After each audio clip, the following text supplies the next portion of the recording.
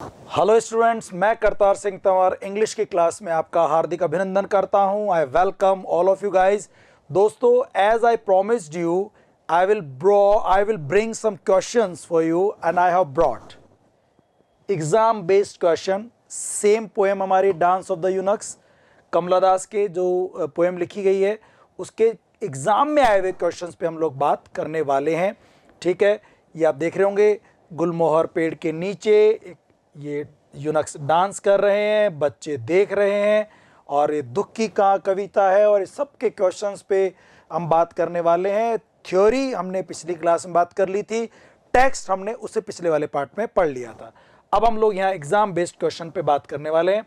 तो देखिए, first question क्या था। In the poem dance of the eunuchs, जो पोएम हमारी dance of the eunuchs, where were the eunuchs dancing, eunuchs कहां डांस कर रहे थे। आगे देखो, 2011 में क्वेश्चन है, कहां डांस कर रहे थे। Beneath the fiery Gulmohar tree, जो गुलमोहर ट्री था उसके नीचे, बीनीथ नीचे, अंडर, बस और कहीं देखने की जरूरत ही नहीं है, ग्रीनवुड फॉरेस्ट नहीं, beneath the fiery Gulmohar tree, यहां डांस कर रहे थे। कौन? यूनक्स। यूनक्स कहां डांस कर रहे थे? फियरी गुलमोहर ट्री के नीचे। ये पहला क्वेश्चन 2011 में ये क्वेश्चन आया था आरपीएससी के स्कूल लेक्चरर के एग्जाम में। क्वेश्चन नंबर 2 देखिए, ये भी वहीं आया था 2011 में ही। The eunuchs were singing songs, जो यूनक्स गाने गा रहे थे, विच वर, वो कौन से गाने थे। रोमांटिक सॉन्ग्स थे, प्रेम मोहब्बत के, वेडिंग सॉन्ग्स, शादी के गाने थे, मेलनकली सॉन्ग्स, या दुख के गीत थे। वो दुख के गीत थे। ठीक है ना, तो आंसर क्या हो जाएगा इसका? सी हो जाएगा, मेलनकली सॉन्ग। तो ये दो क्वेश्चन थे 2011 के आरपीएससी स्कूल लेक्चरर के एग्जाम में।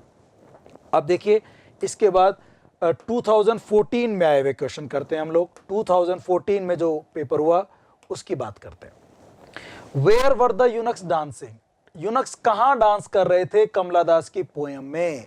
तो वही आ गए, तो गुलमोहर ट्री के नीचे कर रहे थे। अमिडिस द फ्यूनरल पायर्स, फ्यूनरल जो पायर्स थी, जो आग जा शमशान में जो लकड़ियां जो डेड बॉडी को जलाने में काम आती हैं, उन लकड़ियों के बीच में कर रहे थे क्या। या under the fiery gulmohar, fiery gulmohar के नीचे कर रहे थे। बिल्कुल यही आंसर होगा। वहां पिछली बार 2011 में बीनीथ आया था, यहाँ अंडर आ गया। तो समझ में आ रहा है क्वेश्चन कैसे बनते हैं, कैसे बने क्वेश्चन। अब तक जो पढ़ा वो यूजफुल रहा होगा आपके लिए, क्योंकि हम क्वेश्चन कर पा रहे हैं। तो ये बी हो गया आंसर थर्ड का। आगे बढ़ते हैं दोस्तों, क्वेश्चन नंबर 4, ये भी 2014 में था।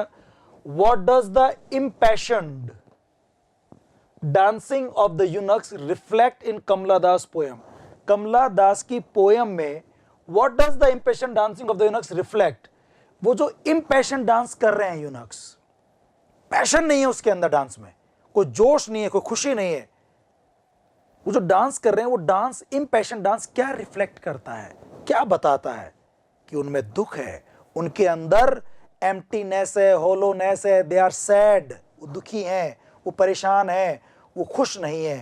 ठीक है ना, तो देखते हैं क्या है इसमें। देयर इनर एम्प्टीनेस एंड मेलनकली, उनके अंदर एम्प्टीनेस है, खालीपन है, उनके अंदर दुख है, मेलनकली है। ये डांस इस चीज को शो करता है। बिल्कुल यही आंसर होना चाहिए।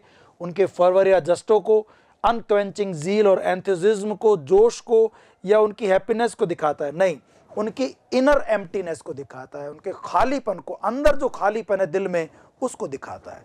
तो इसका आंसर जो हमारा फोर्थ क्वेश्चन का आंसर ए होगा। ये जो 2 क्वेश्चन 11 में आ गए, 2 क्वेश्चन 14 में आ गए। अभी 16 के क्वेश्चन पे बात करते हैं। What was not a part of attire, मैं डिस्कस कर रहा था नोट्स के अंदर, कौन सा part not a part of attire of the eunuchs.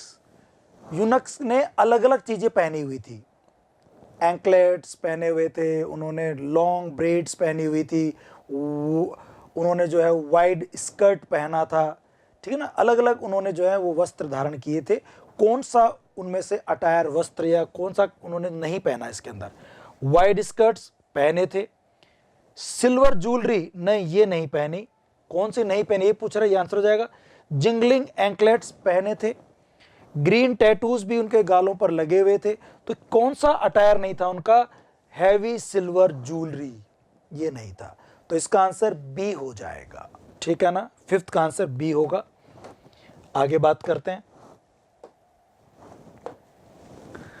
दो यद्यपि the dance of the eunuchs in Kamala Das poem by the same name, जो डांस किया यूनक्स ने, इसी नाम से जो कविता है डांस ऑफ यूनक्स, उससे जो डांस किया यूनक्स ने, वॉज लाउड एंड फ्रेंजाइड, वो लाउड था, जोर जोर से कर रहे थे, उसमें क्रोध, गुस्सा था उसके अंदर।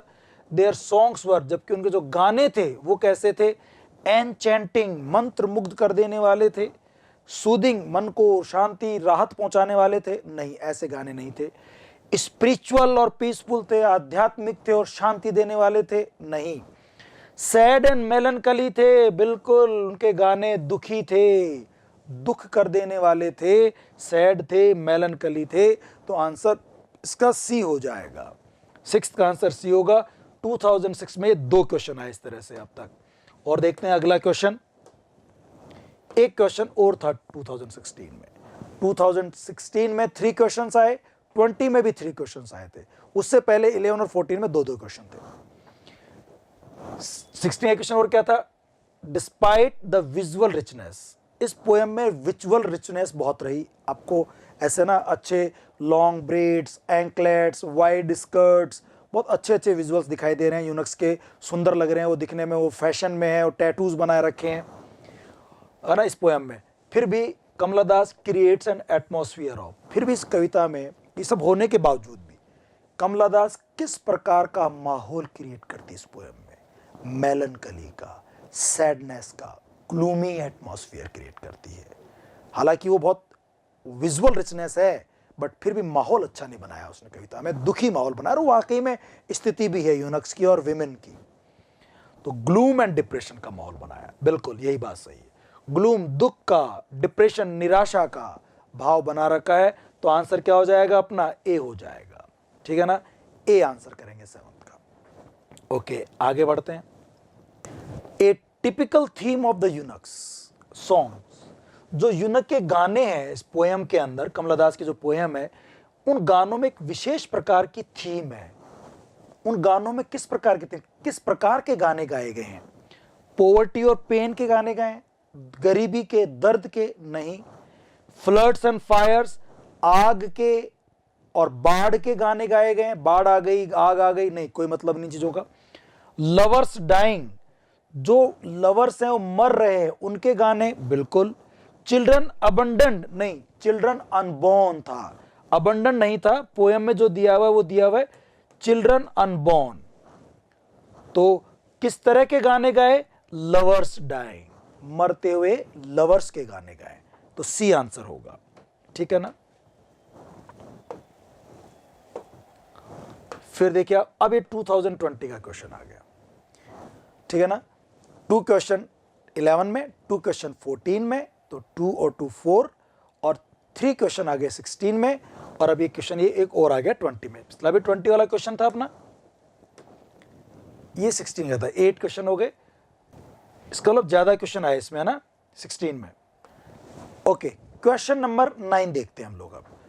द रिदिंग ऑफ यूनक्स, जो यूनक्स रिदिंग कर रहे हैं, ट्विस्टिंग कर रहे हैं डांस के अंदर, जो पेन से ट्विस्ट कर रहे हैं, डांस कर रहे हैं, अकड़ रहे हैं, वो मरोड़े खा रहे हैं, जो ये जो डांस कर रहे हैं वो रिदिंग वाला, ट्विस्टिंग वाला, वैकेंट एक्सटेसी, वो वैकेंट एक्सटेंसी में, वैकेंट यानी एम्प्टीनेस और एक्सटेसी यानी हैप्पीनेस। बाहर से तो हैप्पीनेस दिख रही है बट इनर से वो एम्प्टी है, होलो है, वॉइड है। In dance of the eunuchs alludes to there, ये उनकी क्या चीज को दिखाती है? कंटेनमेंट इन लाइफ, जीवन में संतोष है। इमोशनल ब्लैंकनेस, ब्लैंकनेस, उनके अंदर ना इमोशनल खालीपन है, ब्लैंकनेस है, बिल्कुल ये चीज दिखाती है। Physical agility, zeal and enthusiasm नहीं, इमोशनल ब्लैंकनेस को शो किया गया है। तो इसमें आंसर जो होगा वो बी होगा। 9th का आंसर बी करेंगे हम लोग, ठीक है, तो बी हो जाएगा। आगे बढ़ते हैं। Kamala Das in her poem dance of the eunuchs sets up a contrast between, इस कविता में किस चीज का कॉन्ट्रास्ट बताया गया है? किन 2 चीजों के बीच में विरोधाभास है इस पोएम में? वो बताया था आपको मैंने, एक तरफ तो खुशी है, हैप्पीनेस है, एक्सटेसी है, और एक तरफ स्टेरिलिटी है, बांझपन है, खालीपन है। ग्रीनरी और डिल्यूस का एक्सटेसी और स्टेरिलिटी का स्टेरिलिटी, तो बी आंसर होगा। 10th का बी आंसर करेंगे, एक्सटेसी एंड स्टेरिलिटी। ओके, आगे बढ़ते हैं जी। 11th क्वेश्चन में पूछ रहा है कि कौन से गाने नहीं गाए, what did the eunuchs not sing, कौन से गाने नहीं गाए थे उन्होंने।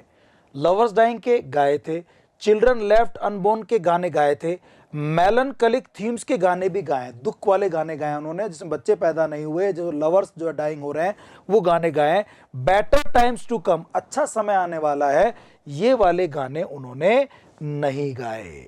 तो कौन से गाने नहीं गाए, बेटर टाइम्स टू कम, ये वाले गाने उन्होंने नहीं गाए, तो डी आंसर होगा। 11th का डी करेंगे हम लोग। फिर आ जाइए, देखो अब ये संस्कृत डिपार्टमेंट का जो पेपर हुआ 2020 में, उसकी बात कर रहे हैं। द पोएम टाइटल, ये जो पोएम है dance of eunuchs, has been taken from which poetic collection, ये कौन से पोएटिक कलेक्शन से ली गई है पोएम, ये कौन से पोएटिक कलेक्शन से ली गई है, तो ये ली गई है समर इन कैलकाटा से, जो 1965 पे लिखी गई थी।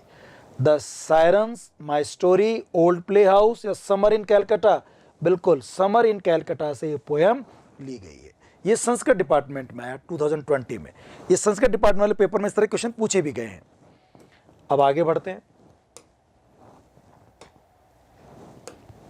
एक क्वेश्चन और था, देखो आप इसमें संस्कृत डिपार्टमेंट में ही, dance of the eunuchs is not accompanied by the sounds of, कौन सा साउंड इस कविता में आपको सुनाई नहीं देगा।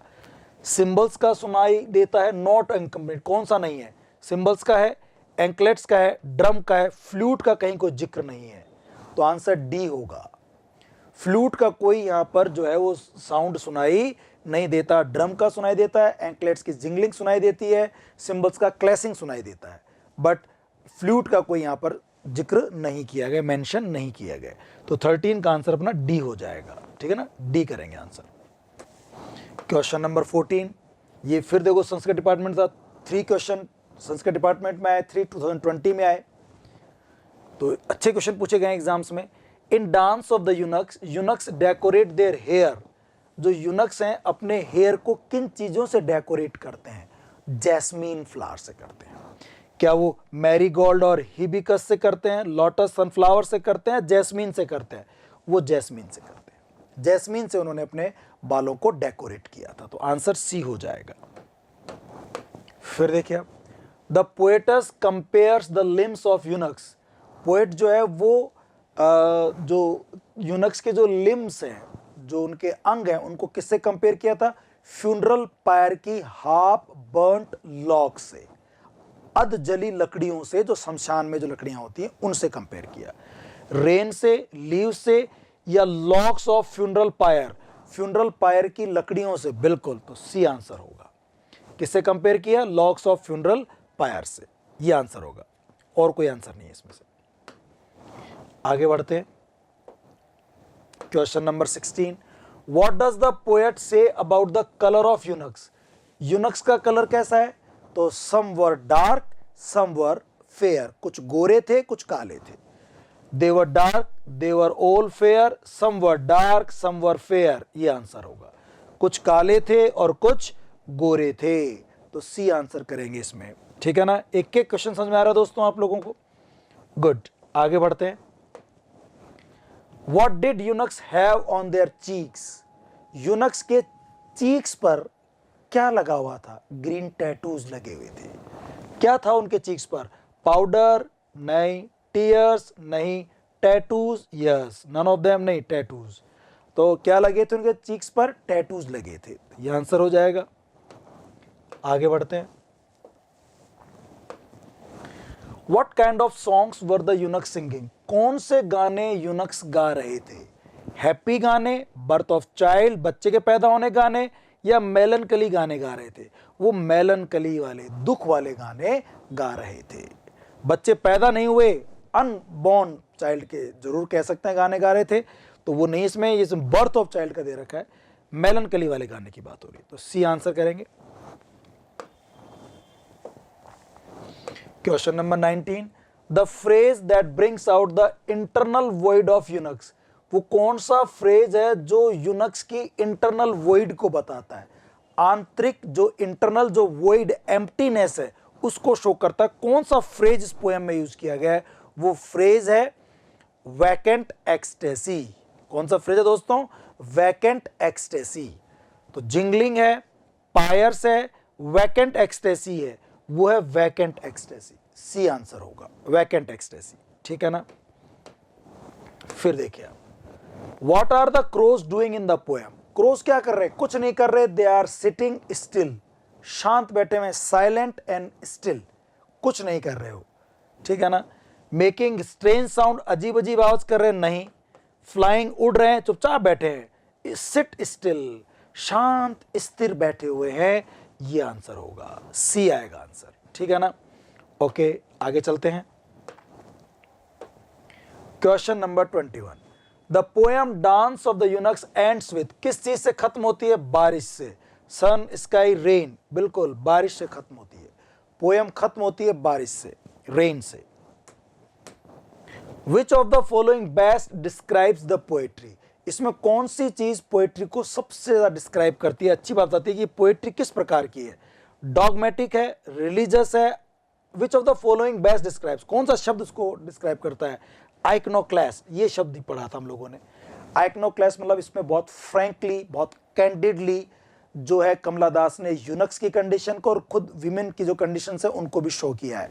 तो आइकनोक्लास्ट का ये बहुत अच्छा उदाहरण है, ये आइकनोक्लास्ट इस कविता को अच्छा डिस्क्राइब करता है, सी आंसर होगा। Question number 23, in her poem dance of the eunuchs Kamala Das intends to bring out, कौन सी चीज को ब्रिंग आउट करती है, किस चीज को निकाल के लाती है इस पोएम में। ये मैंने पॉइंट बना के समझाया था कि कौन सी बात निकल के बाहर निकलती है इस पोएम में से। सोरो in the life of eunuchs, बिल्कुल निकलती है। देयर एम्प्टीनेस, उनके जीवन में खालीपन है, बिल्कुल। पीपल्स एटीट्यूड टुवर्ड्स देम, उनके प्रति जो लोगों का दृष्टिकोण है उसको ये कविता बताती है, बिल्कुल बताती है। ऑल ऑफ देम, सारी बातें ये कविता आपको बताती है। तो डी आंसर इसका अच्छा रहेगा। फिर देखिए, the poem the dance of the eunuchs first appeared in, सबसे पहले कौन से उसमें आई थी, समर इन कैलकाटा 1960 जो लिखा गया था, इनमें नहीं, ये पोएम इसमें अपीयर हुई थी। तो इसका आंसर ए ही हो जाएगा, ठीक है ना। ये ध्यान रखो, संस्कृत डिपार्टमेंट वाले पेपर में भी आया था क्वेश्चन, वहाँ मैंने सन नहीं लिखा था, वो एग्जाम में नहीं आया था, ये हम बता दें कि दोनों चीज़ें आप याद रखें। 1965 में समर इन कैलकाटा में आया थी। फिर देखो आप, what does the eunuch symbolise, eunuch किसका सिंबल है यहाँ पे, यूनक किसको बता रहा है, किसका प्रतीक है वो, कमला दास की जो लाइफ है ना, जो उसकी जो फ्यूटिलिटी है लव की, फ्रस्ट्रेशन की उसकी लाइफ में, मैरिड लाइफ में, मैरिज एक्सपीरियंस के लिए, उसको शो करता है। लस्ट ऑफ लव को नहीं, प्रोडक्टिविटी को नहीं, अनप्रोडक्टिवनेस को करता है। यस, यूनक किस चीज का सिंबलाइज है, अनप्रोडक्टिवनेस। यूनक से बच्चे पैदा नहीं हो सकते, वो प्रोडक्ट नहीं है, प्रोडक्टिव नहीं है, अनप्रोडक्टिवनेस है। तो इसको बताया गया, बिल्कुल सही है, सी आंसर हो जाएगा।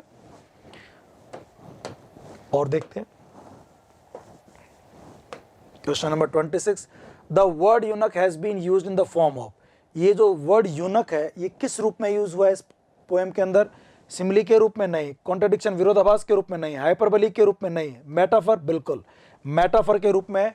और ये मेटाफर है, इसका जो मीनिंग निकलता है यूनक का, ये कमला दास की जो अनप्रोडक्टिवनेस, जो सेक्सुअल लाइफ के अंदर जो वो जो होलोनेस है, जो एम्प्टीनेस है, उसकी बात बताता है। तो मेटाफर के रूप में यूज हुआ है। When did यूनक came to dance? यूनक dance कब करने आए थे इस कविता में? When it was hot, so hot, बहुत गर्मी थी। और बहुत गर्मी कौन से मौसम में होती है? समर में होती है। तो कब आए थे? When it was hot, cold में नहीं, अंधेरे में नहीं, मॉर्निंग में नहीं, जब बहुत ज़्यादा गर्मी थी तब वो आए थे। तो आंसर क्या हो जाएगा? ए हो जाएगा। अच्छा, मौसम कौन सा था उस समय? समर का था। आगे अगर पूछे तो बता देना आंसर ये वाला।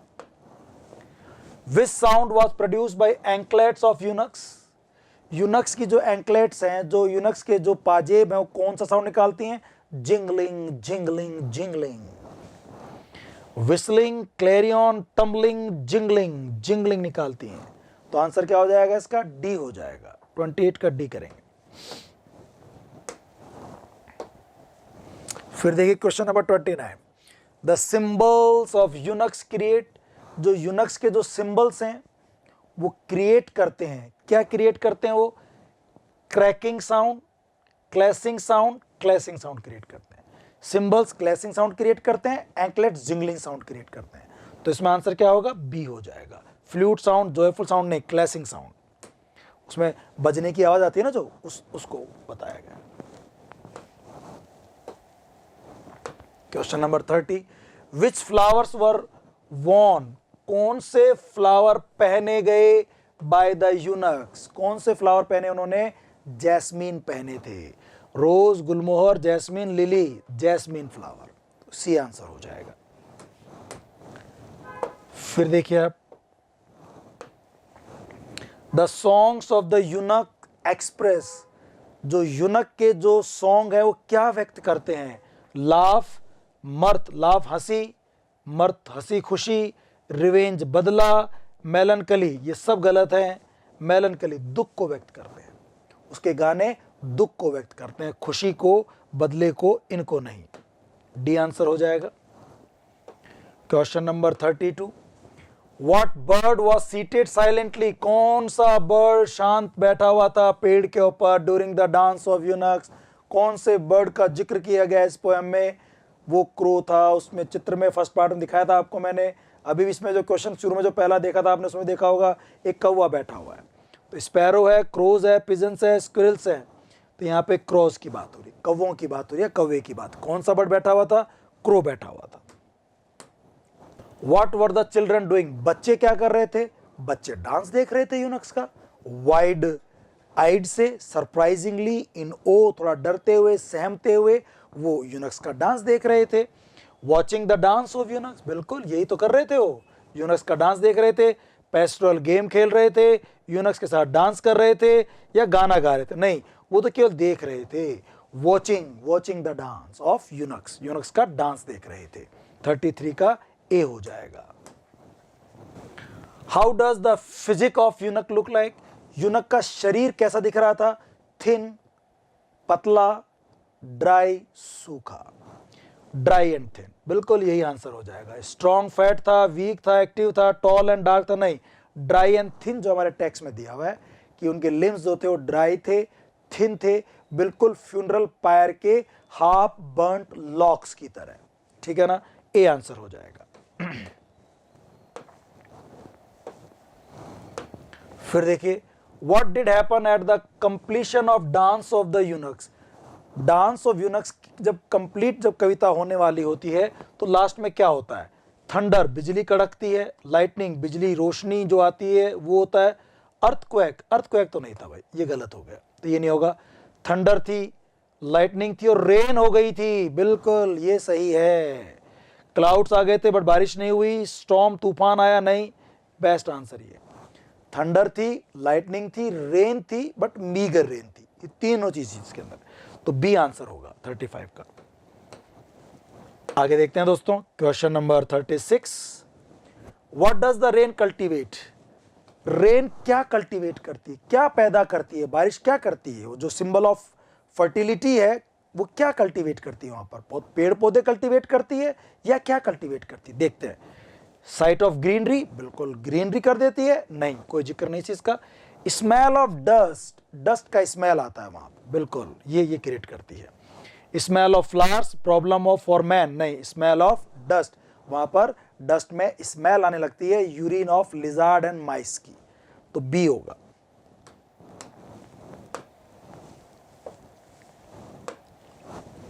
Watching this poor creatures, in poor creatures को देखना, for whom the word creature is refer to, वो उन पुअर क्रीचर्स को देख रहे थे जो बच्चे थे, पुअर क्रीचर्स को देख रहे थे। पुअर क्रीचर कौन है? क्रीचर यहां पर यूनक्स के लिए यूज किया गया है। Children, village women, poor peasants, eunuchs, eunuchs के लिए यूज किया गया। डी आंसर होगा, ठीक है ना, 37 का D. 38, the phrase fiery gulmohar conveys, fiery gulmohar क्या चीज को कन्वे करता है? ये एक ट्रांसपर्ट एपिथेट है जो सन की गर्मी, हीट को व्यक्त करता है। द इफेक्ट ऑफ हीट, कि गर्मी का प्रभाव पेड़ पर भी है, और पेड़ ऐसा लग रहा है जैसे आग उगल रहा है, और उस गर्मी के अंदर यूनक्स बेचारे डांस कर रहे हैं। वो इफेक्ट ऑफ हीट को बता रहा है या यूनक्स के मेकअप को बता रहा है, यूनक्स की कंडीशन को बता रहा है, सोर ऑफ यूनक्स नहीं, इफेक्ट ऑफ हीट को बता रहा है, गर्मी के प्रभाव को बता रहा है। ए आएगा इसका answer. The last part of the poem is related to, इस पोएम का जो लास्ट पार्ट है वो किस चीज से रिलेटेड है? सोर ऑफ यूनक्स, यूनक्स के दुख से, पिक्चर ऑफ नेचर, प्रकृति की तस्वीर से, पोएटेस की खुद की लाइफ से, या डांस ऑफ यूनक्स से। लास्ट में जो है वो बताया गया है कि भाई बारिश होती है, मीगर रेन होती है, लिजार्ड की माइस की बदबू आती है, ऐसा कुछ था। तो मतलब एक उम्मीद तो बनती है बारिश से, लेकिन विदाउट रे ऑफ होप वो कविता खत्म होती है कि अब यूनक्स की ज़िंदगी में कोई ज़्यादा सुधार होने वाला नहीं है।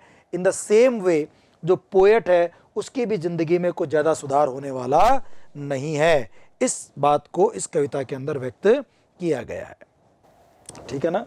तो कहीं ना कहीं से जो यूनक्स हैं उनकी स्थिति में कोई चेंज नहीं होगा, वो बेचारे दुखी हैं और हमेशा दुखी ही रहेंगे।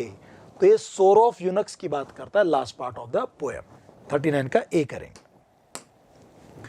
The phrase rid in vacant ecstasy symbolises, ये किस चीज का सिंबल है, सिंबलाइज करता है? Rid in vacant ecstasy. देखो सोर ऑफ यूनक्स बिल्कुल, barrenness of the poets, barrenness of the eunuchs, all of the above, सबको ही करता है। यूनक्स के दुख को भी व्यक्त कर रहा है, पोएटस की जिंदगी में जो बैरनेस है, जो बंजरपन है, उसको व्यक्त करता है, और यूनक्स की जिंदगी में जो बैरनेस है उसको भी व्यक्त करता है। तो इसका आंसर डी हो जाएगा। 40 का आंसर क्या करेंगे हम लोग? डी करेंगे। Name of the season depicted in dance of the eunuchs, dance of the eunuchs में कौन सा सीजन की बात हो रही है? हम बात कर रहे थे कि बहुत गर्मी थी, और बहुत गर्मी थी मतलब सीजन कौन सा होगा? Summer, autumn, winter, spring, summer होगा। तो 41 का आंसर ए हो जाएगा, समर। अब देखते हैं question number 42। What are the name of the animals mentioned in the last line? Last line में जो एनिमल्स का नाम लिया गया है वो एनिमल्स कौन से हैं? लिजार्ड है और माइस है। Rats and crows, lizard and mice, इसमें यूज किया गया है lizard and mice, crows and lizards नहीं। लास्ट लाइन में लिजार्ड और माइस का, और टोटल जानवरों की बात करें तो लिजार्ड है, माइस है और क्रो है, ये जानवर इसमें यूज किए गए। तो लास्ट लाइन में लेकिन लिजार्ड और माइस है, तो आंसर सी हो जाएगा। फिर देखिए अब, which of the following musical instrument is mentioned in the poem? कौन सा म्यूजिकल इंस्ट्रूमेंट इस पोएम में यूज किया गया है?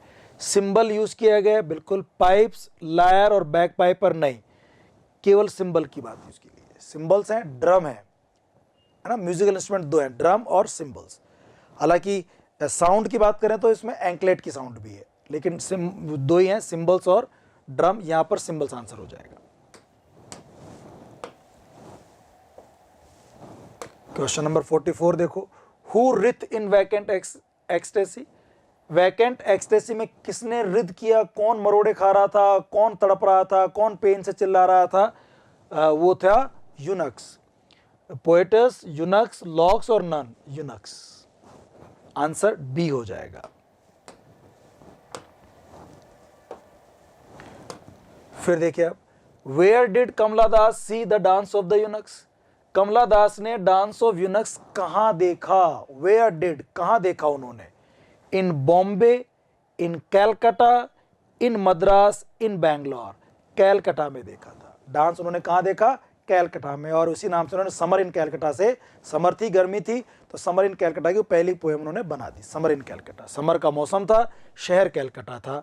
1965 में ये समर इन कैलकाटा पब्लिश हुआ था, तो उसी के नाम से डाल दिया उन्होंने।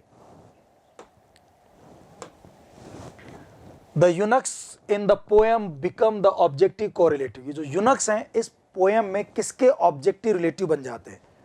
मतलब किस बिकम द ऑब्जेक्टिव हो जाते हैं? कमला दास से, पोएट से, पोएटेस से।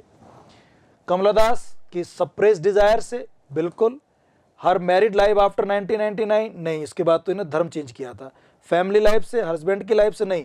कमला दास की जो सप्रेस डिजायर है, दबी कुचली इच्छाएं, उनको व्यक्त करते हैं यूनक्स इस पोएम में। तो ए आंसर होगा। अब देखो question number 47। Who are described as thin in limbs and dry? किसके लिम्स थिन है, ड्राई हैं? किसको व्यक्त किया गया, जिसके लिम्स, अंग जो हैं, पार्ट्स, बॉडी जो है वो जो है ड्राई हैं और थिन है, किसके, यूनक्स के। द यूनक्स, क्रोज, माइस और लिजार्ड यूनक्स के हैं, ए आंसर हो जाएगा। फिर देखिए आप, इन the last line of the dance of the eunuchs the poets talks about the urine of, किसके यूरिन की बात करती हो, लिजार्ड, क्रॉस, माइस या लिजार्ड और माइस दोनों के, बिल्कुल लास्ट लाइन में दोनों का जिक्र हुआ है, यूरिन ऑफ लिजार्ड्स एंड माइस, तो आंसर डी होगा।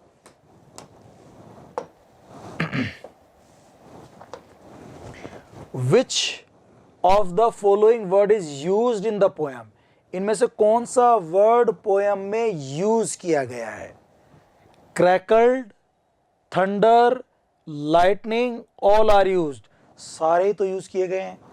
क्रैकल्ड भी आया है, स्काई क्रैकल्ड, थंडर भी आया था, लाइटनिंग एक ही लाइन में आए तीनों वर्ड, तो तीनों ही यूज किए गए हैं, तो आंसर क्या हो जाएगा, all are used.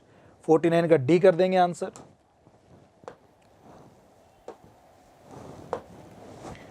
What was worn by the eunuchs? Eunuchs के द्वारा क्या पहना गया था, scarf, wide skirts, wide aprons, wide gowns, wide skirts, ठीक है ना, गोल गोल घूमने वाले चौड़े चौड़े स्कर्ट्स, घाघरा जो है उन्होंने वो पहने हुए थे, बी आंसर होगा। फिर देखिए आप question number 51, which word is repeated thrice in the poem, कौन सा वर्ड 3 बार रिपीट हुआ है, डांस, डांस वर्ड जो है 3 बार रिपीट नहीं हुआ, डांस था फिर डांस्ड आ गया था एक बार, ठीक है ना, तो इसलिए ये डांस नहीं होगा। हाँ, जिंगलिंग 3 बार था, यूनक्स तो कई बार था, ठीक है ना, और राउंड 2 बार था, तो जिंगलिंग करेंगे, जिंगलिंग जिंगलिंग जिंगलिंग, 3 बार जो वर्ड था वो जिंगलिंग है, तो डांस भी 3 बार आया था, बट डांस सेकंड फॉर्म हो गई थी, फर्स्ट फॉर्म हो गई थी ना, वो चक्कर, इसलिए अपना आंसर जिंगलिंग करेंगे इसमें। फिर देखिए आप next question, What is the color of the tattoos? Tattoos का कलर कौन सा था, ग्रीन, ग्रीन कलर के टैटू बनवाए थे, ग्रीन, आंसर हो जाएगा ए, और कोई ऑप्शन की जरूरत नहीं देखने की, green tattoos.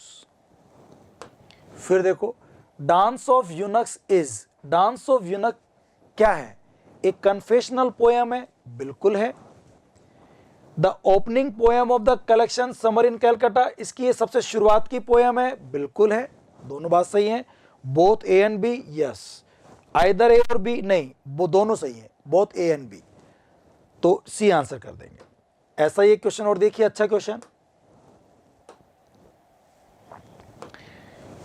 54, the eunuchs dance till they, eunuchs ने डांस किया जब तक वे उनके खून ना बहने लगा हो, till they drop down in tired blood, वे उनके खून, ये आंसर आएगा, बी आंसर होगा। Fell down, fell like dancing नहीं, ब्लड। फिर देखिए आप, Kamala Das creates a gloomy environment, Kamala Das जो है इस पोयम में ग्लूमी एनवायरमेंट बनाती है, एक बहुत दुखी माहौल उसने बनाया पूरी कविता के अंदर in the poem.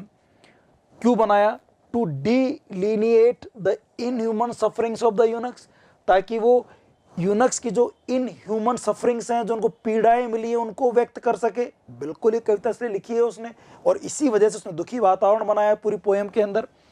To delineate the inhuman sufferings of our own depression, उसके खुद की भी जो डिप्रेशन थी, निराशा, उनको भी व्यक्त किया जा सके, ये बात भी बिल्कुल सही है, तो ये भी सही है, ए भी सही है, बी भी सही है, तो आंसर क्या हो जाएगा अपना, सी हो जाएगा, बोथ ए एंड बी। तो 55 क्वेश्चन का जो आंसर होगा वो सी हो जाएगा, ठीक है ना। और देखते हैं, इसके बाद हमारा लास्ट क्वेश्चन है, द लास्ट क्वेश्चन। 56 क्वेश्चन दिए आपको मैंने इस पोएम में, ठीक है ना। ये क्या है, कमला दास जो है has projected her emotional dissatisfaction in transgender, Kamala Das ने जो अपनी जो इमोशनल डिससेटिस्फेक्शन थी, जो अंदर जो संतुष्टि नहीं हो रही थी मैरिड और सेक्सुअल लाइफ से, उस डिससेटिस्फेक्शन को उन्होंने ट्रांसजेंडर यूनक्स के थ्रू इसमें जो है वो प्रोजेक्ट किया है। इस तरह से अपनी फीलिंग्स को किसी और दूसरी चीज कैरेक्टर के थ्रू ऐसे प्रोजेक्ट करना, एक्सप्रेस करना, ये चीज क्या कहलाती है, ये कहलाती है एब्जेक्शन। क्या कहलाती है? एब्जेक्शन। मैंने एब्जेक्शन को आपको नोट्स में पढ़ाया भी था, वो एब्जेक्शन कहलाता है। तो इसका आंसर जो है हमारा वो ए हो जाएगा, 56 का ए आंसर करेंगे। ठीक है दोस्तों, तो आई होप कि ये पूरी पोएम आपको समझ में आ गई होगी।